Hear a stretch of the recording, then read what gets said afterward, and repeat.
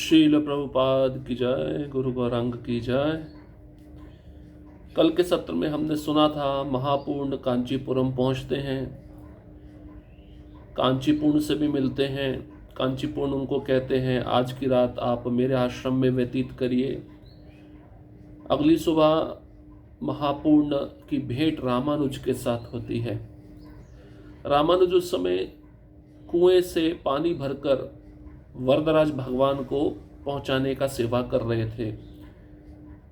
तो कांचीपूर्ण परिचय देते हैं रामानुज का महापूर्ण को, और महापूर्ण के मुख से स्तोत्र रत्न जो श्लोक रचित किए थे यमुनाचार्य के द्वारा, उन श्लोकों का उच्चारण सुनकर रामानुज में मुग्ध हो जाते हैं। इतने सुंदर श्लोक किसने रचना की है, रामानुज के मन में ऐसी जिज्ञासा उत्पन्न होती है। तो महापूर्ण कहते हैं ये तो मेरे गुरु महाराज के द्वारा, यमुनाचार्य के द्वारा रचित श्लोक हैं। यमुनाचार्य का नाम सुनकर रामानुज बहुत प्रसन्न होते हैं, और फिर महापूर्ण कांचीपुरम में आने का अपना उद्देश्य बताते हैं रामानुज को कि यमुनाचार्य मेरे गुरुदेव ने मुझे भेजा है आपको श्रीरंगम लाने के लिए, और वे आपका दर्शन करना चाहते हैं, आपका संग करना चाहते हैं। रामानुज ये सुनकर बहुत प्रसन्न होते हैं और तुरंत कहते हैं कि मैं अपनी सेवा पूर्ण करता हूं और आपके साथ चलूंगा। लेकिन जाने से पूर्व रामानुज अपने घर के लोगों को पूछते नहीं हैं, और महापूर्ण भी कहते हैं कि आप अपने घर वालों को सूचित तो कर दीजिए। लेकिन रामानुज कहते हैं कि जो महान वैष्णव होते हैं उनकी आज्ञा सर्वोपरि होती है, उनकी आज्ञा के सामने बाकी सब कार्य तुच्छ हैं, इसलिए उनको ज़्यादा महत्व नहीं देना चाहिए।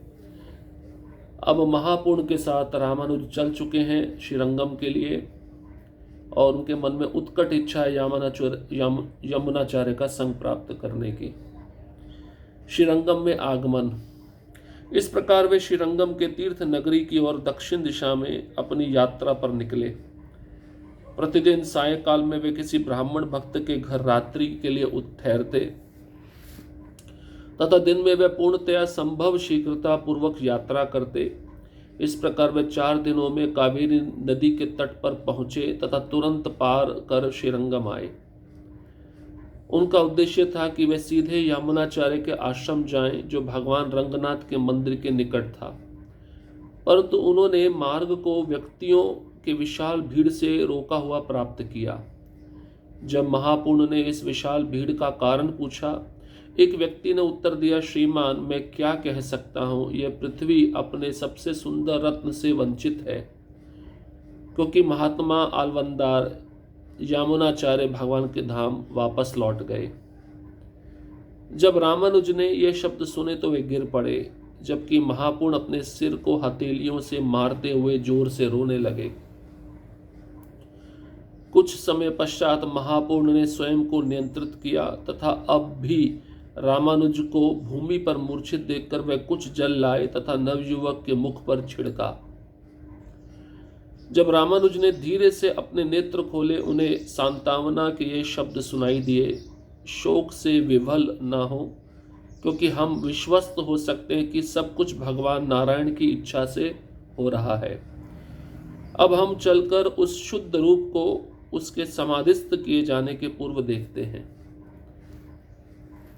तो रामानुज महापूर्ण के साथ चल पड़े श्रीरंगम के लिए। रात्रि में एक ब्राह्मण के यहाँ रुक जाते और दिन भर पैदल चलते। 4 दिनों में उन्होंने कांचीपुरम से रंगनाथ क्षेत्र का रास्ता पार किया। लेकिन दुर्भाग्य की बात यह थी, श्रीरंगम के पास पहुंचते ही कुछ व्यक्तियों का विशाल समूह शोक करता हुआ देखा गया उन दोनों के द्वारा।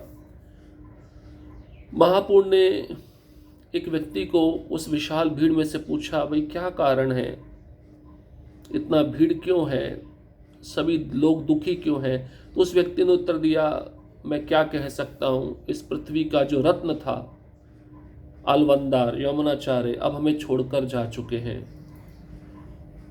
ये सुनते ही रामानुज तो पृथ्वी पर मूर्छित होकर गिर पड़ते हैं और महापूर्ण अपने सिर की हथेलियों से मारते हुए जोर से रोने लगते हैं। रामानुज को भूमि पर मूर्छित देखकर महापूर्ण कुछ जल लाते हैं, अपने को भी नियंत्रित करते हैं, रामानुज के मुख पर जल छिड़कते हैं। रामानुज को धीरे धीरे चेतना आती है, रामानुज के नेत्र खुलते हैं। महापूर्ण उनको सांत्वना देते हैं, जो कुछ हो रहा है सब भगवान की इच्छा से हो रहा है, आप शोक से विवल ना हो। अब हम चलकर तुरंत समाधिस्थ किए जाने के पूर्व यामुनाचार्य को देखते हैं। उनके शुद्ध रूप को देखने का अवसर हमें मिला है, तो अब हम उसी दिशा में चलेंगे। दुख था रामानुज को, बहुत बड़ी इच्छा से होकर आए थे कि मुझे यामुनाचार्य का संग प्राप्त होगा, लेकिन भगवान ने वह संग भी उनको प्रदान नहीं किया। रामानुज के 3 प्रण, हमें बहुत ही महत्वपूर्ण भाग आ रहा है कथा का। रामानुज महापूर्ण के पीछे कावेरी के तट तक गए। जब उन्होंने यामुनाचार्य का शरीर देखा, महापूर्ण उनके चरणों पर गिर पड़े तथा उन्हें अश्रुओं से धो दिया, जबकि रामानुज महान वैष्णव का दर्शन करते हुए निश्चल खड़े रहे। यद्यपि शरीर से प्राणवायु निकल गई थी, अलवंदार का मुख अब भी शांत एवं मृत्यु द्वारा अनछुआ था। रामानुज उधर उस महान भक्त का मुख देखते हुए स्तब्ध होकर खड़े रहे, मानो वह समाधि में हो। अचानक भीड़ शांत हो गई तथा रामानुज की ओर सब देखने लगे, क्योंकि ऐसा प्रतीत हुआ कि वह किसी प्रकार से मृत्यु के अवरोध को पार कर यामुनाचार्य की उपस्थिति में पूर्णतया रह पा रहे थे। अब देखिए, एक अद्भुत घटना घटी वहां पर। जब रामानुज और महापूर्ण तुरंत कावेरी के तट पर पहुंचे, नदी के तट पर पहुंचे, तो यामुनाचार्य का शरीर देखा महापूर्ण ने। वो तो चरणों में गिर पड़े यामुनाचार्य के, आंखों से इतने आंसू बहने लगे कि चरण धो दिए यामुनाचार्य के उन्होंने अपने आंख के आंसुओं से। और रामानुज स्तब्ध होकर निश्चल होकर यामुनाचार्य जैसे महान वैष्णव का दर्शन कर रहे थे। रामानुज क्या देख रहे थे कि यामुनाचार्य के शरीर से प्राणवायु निकल गई थी, अभी भी यामुनाचार्य का मुख शांत था। मृत्यु, ऐसा लग रहा था रामानुज को कि मृत्यु अभी हुई नहीं है यामुनाचार्य की, मृत्यु ने अभी तक यामुनाचार्य के शरीर को छुआ नहीं है। ये आभास रामानुज को हो रहा था। वहां पे खड़े होकर ऐसा दृश्य वे देख रहे थे और सभी भक्त रामानुज की तरफ देख रहे थे कि रामानुज स्तब्ध होकर खड़े हैं, मानो वे समाधिस्थ हो गए हो। सारी भीड़ शांत हो गई, रामानुज की ओर सभी भक्त देखने लगे। ऐसा लगा कि यामुनाचार्य की उपस्थिति अभी भी वहां पर थी। रामानुज को यामुनाचार्य की उपस्थिति लग रही थी कि अभी भी ये जीवित है। अब रामानुज क्या कहते हैं सुनिए, बहुत ही महत्वपूर्ण विषय है। कुछ समय पश्चात रामानुज ने कहा, मैं देख रहा हूं कि अलबंदार के दाहिने हाथ की 3 उंगलियां मुड़ी हुई हैं तथा कसकर पकड़ी गई हैं। क्या वे उनके जीवन काल में वैसी थी? जो सब ना देख सके वो रामानुज देख रहे थे। क्या देखा रामानुज ने? यमुनाचार्य के एक हाथ की 3 उंगलियां कसकर जकड़ी हुई हैं, मुड़ी हुई हैं, वो भी दाहिने हाथ की, सीधे हाथ की। और रामानुज पूछते हैं सभी भक्तों से, जो भक्त वहां पर उपस्थित थे, कि जीवन काल में भी यमुनाचार्य के जो उंगलियों की दशा है ऐसी थी? हाँ, ऐसी दशा में यमुनाचार्य की उंगलियां रहती थी क्या पूरे जीवन भर? ये रामानुज ने प्रश्न पूछा। मृत्यु के समय ये तीनों उंगलियां ऐसे कैसे दिख सकती हैं? जो शिष्य निकट थे उन्होंने उत्तर दिया, नहीं, उनकी उंगलियां सीधी रहती थी। भाई जीवन भर सीधी रहती थी तो मृत्यु के समय टेढ़ी कैसे हो गई? ये प्रश्न है ना पूछने वाला। जब जीवन भर उंगलियां सीधी रही तो टेढ़ी कैसे हो गई? ऐसा लगा किसी ने कसकर तीनों उंगलियां पकड़ के रखी हो। तो रामानुज के पूछने पर यमुनाचार्य के शिष्यों ने कहा, जीवन भर उनकी उंगलियां सीधी रहती थी, हम ये अनुमान नहीं लगा सकते कि अब वे ऐसी क्यों हैं। तो रामानुज ने उत्तर बताया कि तीन उंगलियां ऐसी कसकर जकड़ी हुई क्यों हैं। रामानुज उत्तर बता रहे। रामानुज उच्च स्वर में घोषित करते हैं। तो तीन उंगलियां का इशारा इस तरफ था कि तीन इच्छाएं अभी भी यमुनाचार्य की पूरी नहीं हुई थी। उन तीन इच्छाओं को यमुनाचार्य के अब रामानुज पूरा करेंगे। तो यमुनाचार्य की तीन इच्छाएं उसको पूरा अब रामानुज करेंगे। उन तीन इच्छाओं को घोषित कर रहे हैं रामानुजाचार्य उच्च स्वर में। पहली इच्छा क्या थी? अहम विष्णु मते स्थित्वा जनान ज्ञान मोहितान पंच संस्कार संपन्नान द्राविडान मायपारगान प्रपति धर्म निरतान कृत्वा रक्षामि सर्वदा। भगवान विष्णु की भक्ति में स्थिर रहते हुए मैं भगवान की महिमाओं का प्रचार पूरे देश में कर व्यक्तियों को माया से मुक्त कराऊंगा। ये पहली इच्छा यमुनाचार्य की जो रामानुजाचार्य पूरा करेंगे। जैसे ही शब्द बोले गए एक उंगली ढीली हुई तथा सीधी हो गई। कैसा लगेगा आप सोचिए। जैसे ही पहली इच्छा का वर्णन किए रामानुजाचार्य की मैं पूरे देश में भगवान की महिमाओं का प्रचार करूंगा और माया में जितने जीव हैं उनको मुक्त करूंगा। ये सुनते ही यमुनाचार्य की जो तीन उंगलियां कसकर टेढ़ी थी उनमें से एक उंगली सीधी हो गई। शरीर छोड़ चुके हैं वो, और ये सब दृश्य सबके सामने हो रहा है। दूसरी इच्छा संग्रह निखिलान्थार्नन तत्वज्ञान परम शुभम श्री भाष्यम च करिष्यामि जनरक्षण हेतुना। रामानुज पुनः कहने लगे, विष्णु से परे अन्य कोई सत्य नहीं, यह स्थापित करने के लिए मैं वेदांत सूत्र पर श्री भाष्य टीका लिखूंगा। इस पर यमुनाचार्य की दूसरी उंगली सीधी हो गई। रामानुज ने पुनः घोषित किया। तो दूसरी इच्छा बोली यमुनाचार्य की, रामानुज ने, तो यमुनाचार्य की दूसरी उंगली भी जो टेढ़ी थी सीधी हो गई। दूसरी इच्छा क्या थी? कि भगवान विष्णु परम सत्य हैं, उन सत्य को स्थापित करने के लिए मैं वेदांत सूत्र पर श्री भाष्य लिखूंगा। हर एक संप्रदाय का अपना भाष्य होता है। और तीसरी इच्छा जीवश्वरादीन लोकभ्य कृपया यह पराशरा संदर्शयन ततस्वभावान तदुपाया गतिस्तथा पुराण रत्नम संचक्रे मुनिवर्यः कृपानिधि तस्य नाम्ना महाप्राज्ञा वैष्णवस्य च कस्यचित् अभिधानं करिष्यामि निष्क्रियार्थं मुनेरहम्। मुनिवर पराशर को आदर प्रदान करने के लिए जिन्होंने विष्णु पुराण में भगवान की महिमाओं का सबसे अद्भुत ढंग से वर्णन किया है, मैं एक विद्वान वैष्णव का नाम उन पर रखूंगा। तो तीसरी इच्छा क्या थी यमुनाचार्य की? कि किसी वैष्णव का नाम पराशर होना चाहिए, जो व्यास देव के पिता हैं।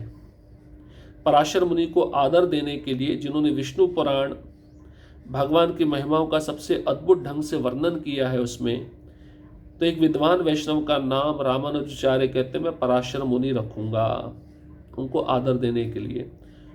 इस अंतिम कथन के साथ आलबंदार यमुनाचार्य की अंतिम उंगली ढीली होकर सीधी हो गई। आश्चर्य है या नहीं है?